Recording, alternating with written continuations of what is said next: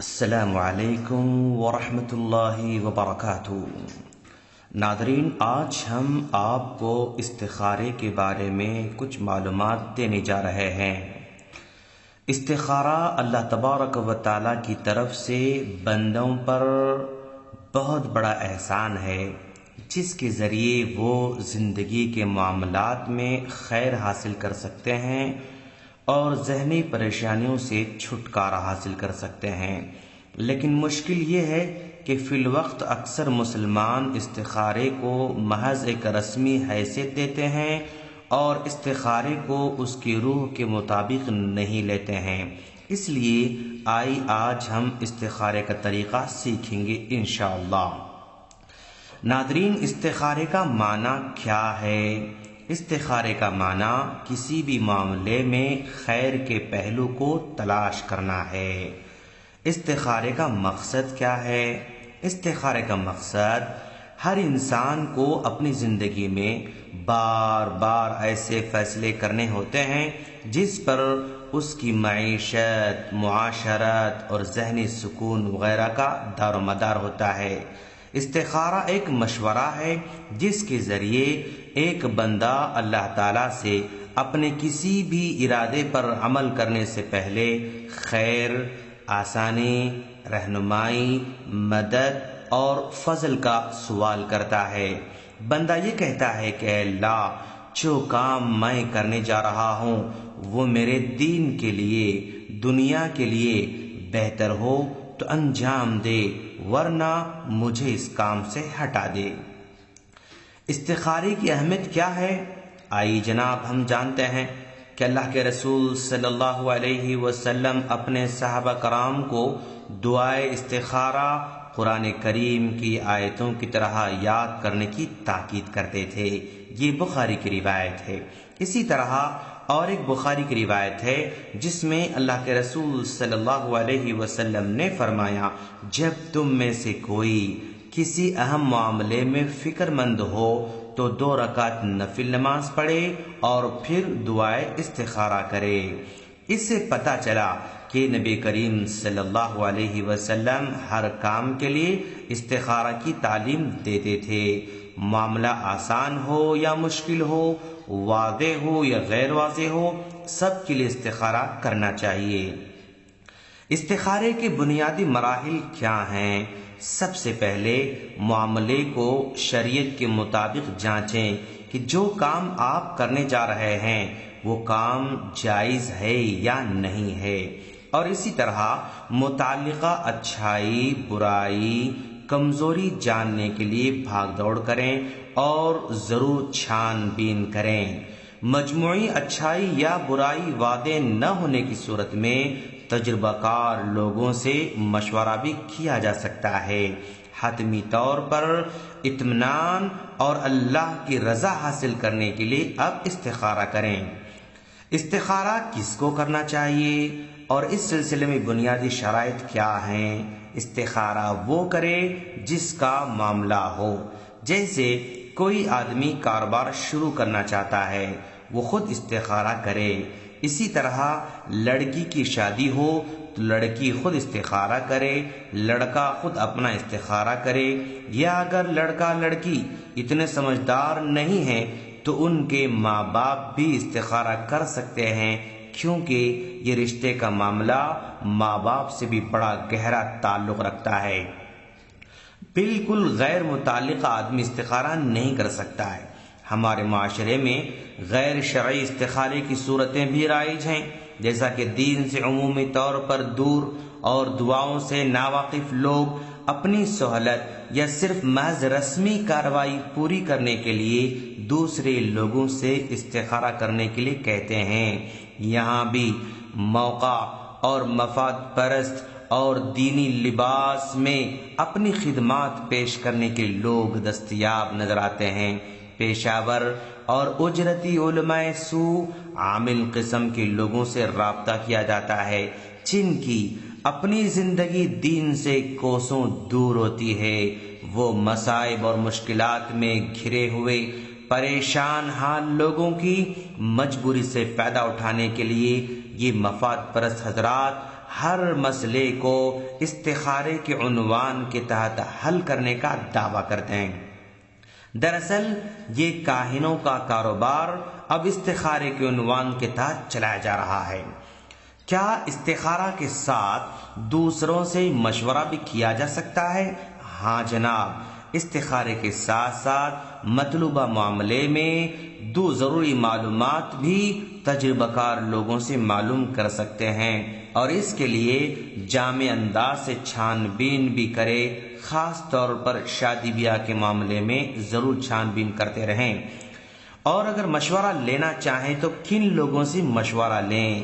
مشورہ علم اور تجربے میں مہارت رکھنے والوں کے ساتھ ساتھ دینی اعتبار سے مخلص اور آپ کے خیر خواہ ہوں، اور جلد بازی کرنے والے نہ ہوں، امانت دار ہوں، دیانت دار ہوں، ایسے لوگوں سے آپ مشورہ کرتے رہیں۔ استخارے کا طریقہ کیا ہے؟ استخارے کے لیے خاص نیت سے الگ سے 2 رکعت نماز ادا کریں، اور یہ نیت زبان سے ادا نہیں کی جائے گی بلکہ دل میں ارادہ کیا جائے گا۔ سورۃ الفاتحہ کے بعد قرآن مجید کے کسی بھی حصے کی تلاوت کریں۔ سلام پھیرنے کے بعد استخارہ کی دعا پڑھیں۔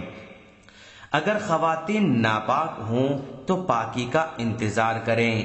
اگر انتہائی مجبوری ہو تو صرف دعا استخارہ بھی پڑھی جا سکتی ہے۔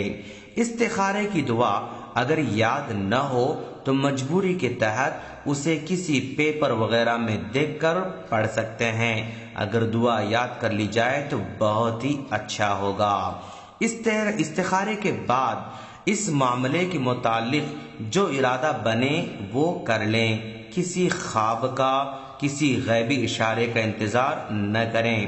اگر ایک بار استخارہ کرنے سے کچھ بھی سمجھ میں نہ آئے تو بار بار بھی استخارہ کیا جا سکتا ہے۔ دعا استخارہ رسول اللہ صلی اللہ علیہ وسلم کی سکھائی گئی دعا ہے، لہذا اس سے نہ تو زیادہ کریں اور نہ ہی اس سے کم کریں، یعنی الفاظ میں کمی بیشی ہرگز نہ کریں۔ کسی معاملے میں آپ کا ارادہ اگر ایک جانب مائل ہو تو اس کو دل میں زیادہ اجاگر نہ کریں، یعنی اگر آپ کو کوئی رشتہ زیادہ پسند ہے یا کوئی گاڑی وغیرہ زیادہ پسند ہے تو آپ کی چاہت اس کی جانب ہوگی، لہذا استخارے کے وقت دل میں اس کے خیر اور شر دونوں پہلوؤں کو مد نظر رکھتے ہوئے استخارہ کی دعا کریں۔ اور دعا کرنے کے لیے وہ کون سی دعا ہے، آئیے آج ہم آپ کو سنانے جا رہے ہیں۔ اللہم انی استخیرک بعلمک واستقدرک بقدرتک واسألک من فضلک العظیم فإنک تقدر ولا اقدر وتعلم ولا اعلم وانت علام الغیوب۔ اللہم ان كنت تعلم ان هذا الامر خير لي في ديني ومعاشي وعاقبة امري فاقدره لي ويسره لي ثم بارك لي فيه، وان كنت تعلم ان هذا الامر شر لي في ديني ومعاشي وعاقبة امری فاصرفه عني واصرفني عنه واقدر لي الخير حيث كان ثم ارضني به۔ یہ دعا ہے اور اس کا ترجمہ یوں ہے: اے اللہ، میں تجھ سے تیرے علم کے ساتھ خیر مانگتا ہوں اور تیری قدرت کے ساتھ قوت طلب کرتا ہوں، اور تجھ سے تیرے عظیم فضل کا سوال کرتا ہوں، اس لیے کہ تو طاقت رکھتا ہے اور میں طاقت نہیں رکھتا ہوں، اور تو جانتا ہے میں نہیں جانتا ہوں، اور تو ہی غیبوں کا جاننے والا ہے۔ اے اللہ، تیرے علم میں اگر یہ بات، یہ کام میرے لیے میرے دین، میری معیشت اور میرے کام کے انجام میں بہتر ہے تو اسے مقدر کر دے، اور میرے لیے اس کو آسان کر دے، پھر میرے لیے اس میں برکت ڈال دے۔ اور تیرے علم میں اگر یہ بات ہے کہ یہ کام میرے لیے میرے دین، میری معیشت اور میرے کام کے انجام میں برا ہے تو اسے مجھ سے پھیر دے اور مجھے اس سے پھیر دے، اور میرے مقدر میں بھلائی رکھ دے جہاں بھی ہو، پھر مجھے اس پر راضی کر دے۔ یہ بخاری کی روایت ہے۔ ناظرین، استخارے کے بعد لوگ عام طور پر خوابوں کا انتظار کرتے ہیں یا کسی غیبی اشارے کا انتظار کرتے ہیں، یہ درست نہیں ہے۔ پھر ہمیں کیسے پتہ چلے یہ کام ٹھیک ہے یا نہیں؟ اس کے لیے پریشان ہونے کی ضرورت نہیں ہے، کیونکہ ہم نے دعا میں یہ کہا ہے کہ اللہ یہ کام بہتر ہے تو انجام دے، ورنہ پھیر دے۔ اگر بہتر ہو تو کام آگے بڑھتا جائے گا، اور اگر مناسب نہیں ہے تو کوئی نہ کوئی رکاوٹ پیدا ہوگی اور کام رک جائے گا۔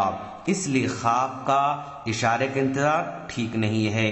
اگر بعد میں وہ کام نامناسب بھی رہا تو زیادہ نقصان نہیں ہوگا، اس لیے آپ مطمئن رہیں۔ ہم اللہ سے دعا کرتے ہیں کہ باری تعالیٰ تو ہم کو ہر معاملے میں استخارہ کرنے کی توفیق عطا فرما۔ آمین۔ السلام علیکم ورحمۃ اللہ وبرکاتہ۔